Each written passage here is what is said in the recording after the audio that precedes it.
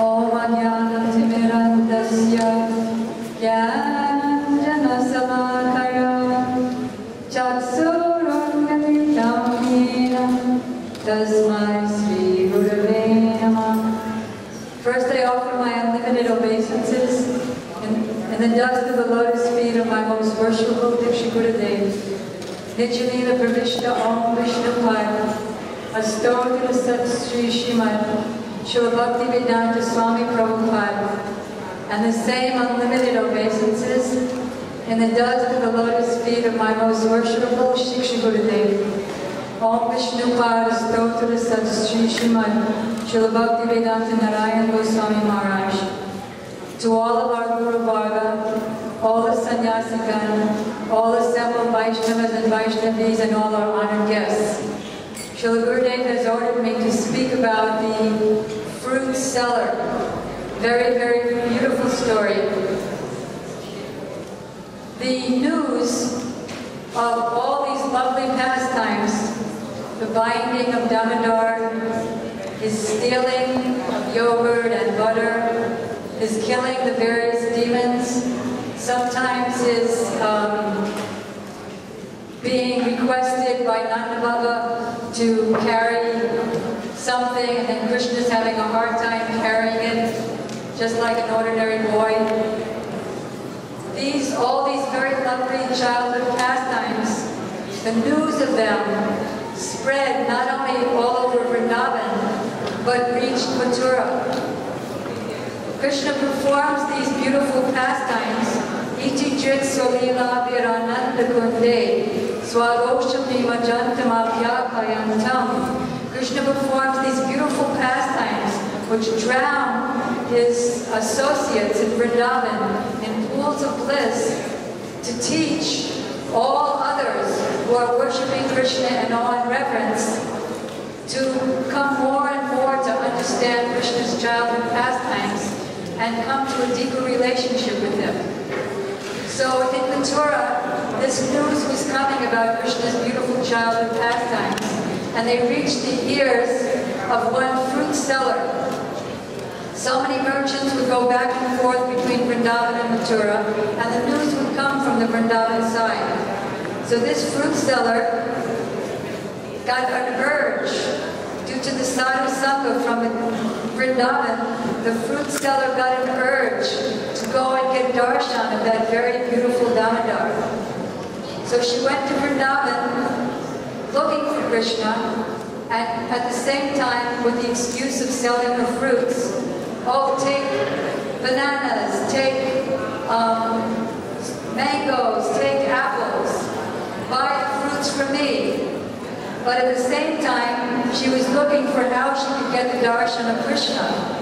But Krishna was sometimes sleeping, sometimes playing in the lap of his mother, in his room, so she couldn't get his darshan. So she would come again and again and try, and as she tried more and more, her eagerness became greater and greater, until finally she became so determined that do or die, I must see Krishna today, or I'm not going back to Mathura. Srila Gurudev said that we, in order to be able to get the darshan of Krishna, must also have that same determined vow. I'm going to hear the pastimes of Krishna. I'm going to not talk prajalpa. I'm going to not criticize or hear gossip. I'm going to read Venu Geet and Gopi Geet and the pastimes in Srimad Bhagavatam. Every day I'm going to chant my Gayatri with proper meditations, my japa with remembering the songs in the songbook and the prayers that our acharyas taught us. So she was very determined. And just like many, many fruit sellers, they were able to carry their baskets without holding on to them. They had such a balance that they could put their two arms anywhere they liked. So she would have her arms up in the air, and instead of chanting, follow, follow, take fruits, take mangoes, take bananas, she became so lost in absorption of Krishna which is the qualification for doing good bhajan, lost in separation from Krishna and forgetting everything else, that she began to sing, take Damodar, take Madhav, take Govinda, Madhava lo, Govinda lo, Damodara lo. Because Sankirtan, in the mood of separation, is the key for achieving the darshan of Krishna. Krishna is forced to go there and come in the view of his devotee who's singing in separation. He's forced, he feels compelled to give that devotee his pure service. The gopis also knew that system, and so they sang their Gopi Geet. So Krishna, hearing this beautiful prayers of the lost in reverie of separation, this fruit seller, Krishna got off the lap of his mother. He was determined that I'm going to give mercy to this fruit seller. So I'm going to give my darshan. I want to see that fruit seller. So Krishna took some grains, but even though he was able to carry lots of grains in the beginning in his little hands, as he was carrying the grains fell through his fingers. You can imagine a little baby trying to carry something. So he came to the fruit seller as to make an exchange, because in those days there was no money exchanges, but just bartering. So he came, he just had a few little pieces of grain stuck in his fingers now.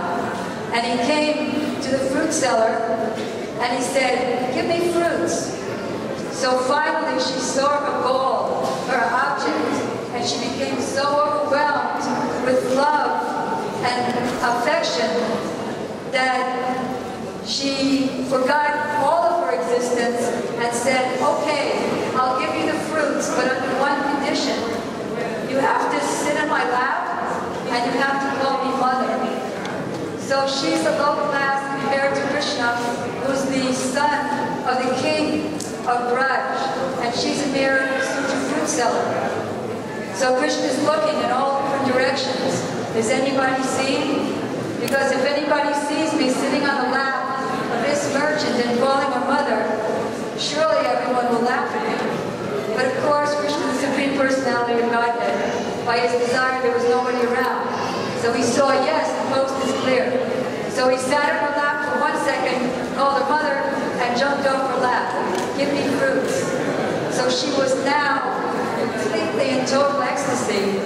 So she gave him so many fruits. First that could fit on his hand, and then that was enough. So he extended his arms, so whatever she could fit on his hands and his arms. And Krishna quickly went away to his mother and showed all of the fruits. There were only a few fruits that Krishna could fit on his arms and hands. So his mother took the fruits and began distributing them to her associates. But because the nature of Krishna Prasadam is that it's unlimited, she kept distributing and distributing, and then there was no end. Mahaprasadi Govinde Nama Brahmani Vaishnave. Srila Gurudev gave a very, very deep explanation of this prayer that we sing daily. Oh Mahaprasada, you are not different from Radha and Govinda and all of their pastimes. You're not different from the holy name, which has the power to create and destroy innumerable universes. Oh Mahaprasada, you're not different from the holy Vaishnavas, who come and spread Krishna consciousness all over the world. Therefore, you can give me whatever they can give me. You can give me Braj Bhakti and even Gopi Bhav. And you can take away all my anarthas. So I beg you to do that. So this is the nature of Prasadam, and Mother Yasoda was distributing and distributing. Meanwhile, what happened to the fruit vendor? She completely forgot anything of Mathura or anywhere, and just lost in remembering beautiful little 2.5-year-old Damodar. So finally somebody came over and held on her shoulder, wake up, wake up. And then, instead of going back to Mathura, she walked towards the Jamuna, and as she of fruits now gave Krishna a lot of the fruits. But her basket was becoming heavier and heavier. Not lighter, but it was becoming gradually so heavy. Finally, she took the basket from her head and looked in the basket, and she saw that what was previously fruits was now valuable diamonds, jewels, emeralds, sapphires. So you could imagine that someone might think, wow, now I never have to sell fruits again. But what did she think? That Krishna has cheated me. I wanted Krishna and he's given me these jewels. What use are these jewels? I want Krishna. So not knowing where she was going, she left and never returned again to Mathura. So where did she go? Srila Gurudev explained that because she had such a strong desire to be Krishna's mother, Krishna took away her gross body and sent her to become like a mother in Krishna's own abode. So this came to her by sadhu sangha, that she achieved this great destination. What to speak of, we have such association as Srila Gurudev, who's come from the Nikunjas, who's the topmost guru, topmost sadhu, because he's a personal associate of the highest Istade, Srimati Radhika, and he's offering us the greatest fruit, the greatest jewels of his eternal service. So we're so greatly fortunate. Srila Gurudev Ki Jai.